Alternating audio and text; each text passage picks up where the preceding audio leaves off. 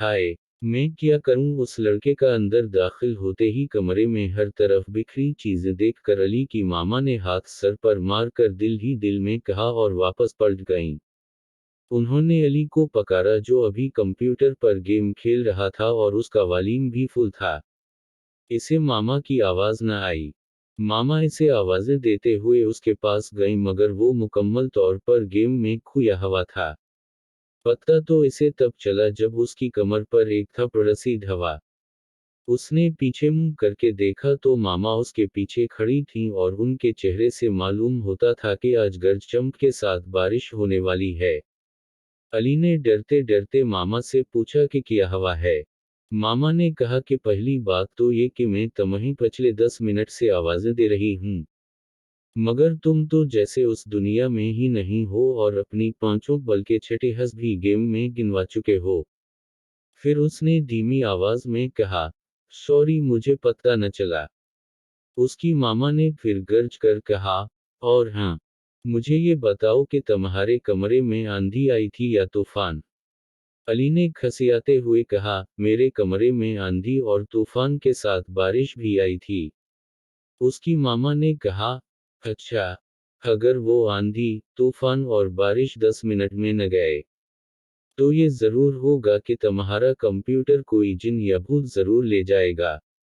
नहीं, ऐसा मत करना। मामा मैं अभी चलकर अपना कमरा ठीक करके आता हूँ। ये कहकर अली दौड़ता हुआ अपने कमरे में गया और जल्दी जल्दी अपने कमरे को ठीक करने लगा।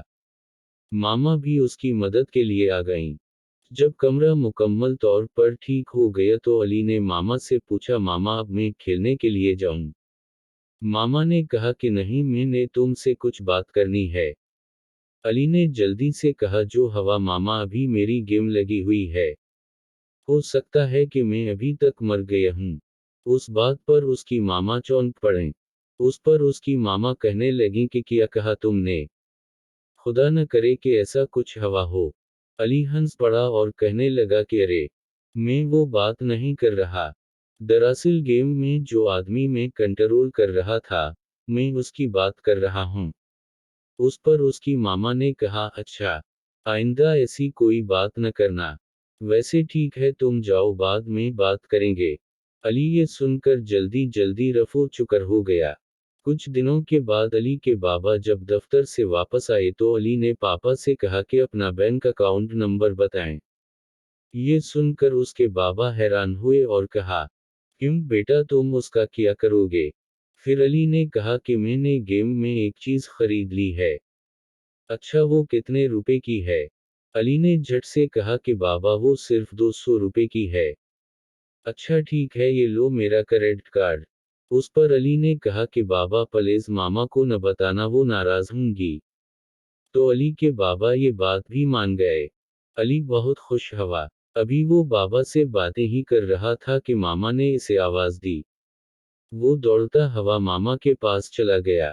अगले दिन वो जल्दी जल्दी उठा और नाश्ता करके पढ़ने बैठ गया क्योंकि उसकी मामा ने कहा हुआ था कि पहले तुमने अपनी पढ़ाई के 3 घंटे पूरे करने हैं, उसके बाद तुम खेल सकोगे। वो पढ़ता रहा और आखिरकार 3 घंटे पूरे हो गए। वो बहुत खुश नजर आ रहा था। उसने अपना बैग ले जाकर दूसरे कमरे में रखा। उसके बाद कंप्यूटर पर गेम लगाई और फौरन मतलूबा चीज खरीद ली और दिल ही दिल में खुश होने लगा। तकरीबन आधा घंटा ही गुजरा था कि दरवाजे पर दस्तक हुई। वो गेम छोड़कर दरवाजा खोलने चला गया। दरवाजा खोला तो सामने बाबा खड़े थे।